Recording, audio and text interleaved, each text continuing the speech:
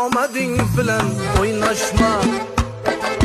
Xudo bersa bir zumda boy bo'larsan. Ey banda omading bilan o'ynashma. Xudo bersa bir zumda boy bo'larsan. Seni inson o'rnida ko'rmaganlar qutlab kelganingda hayron qolarsan.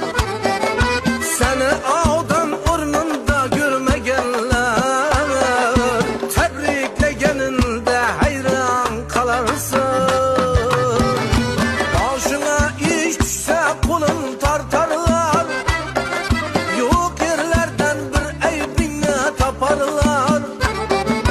Boshingga ish tushsa qo'lin tortarlar, yo'q yerlardan bir aybingni toparlar.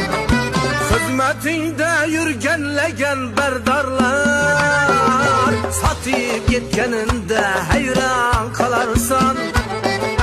Xizmatingda yurganlagan bardorlar sotib ketganingda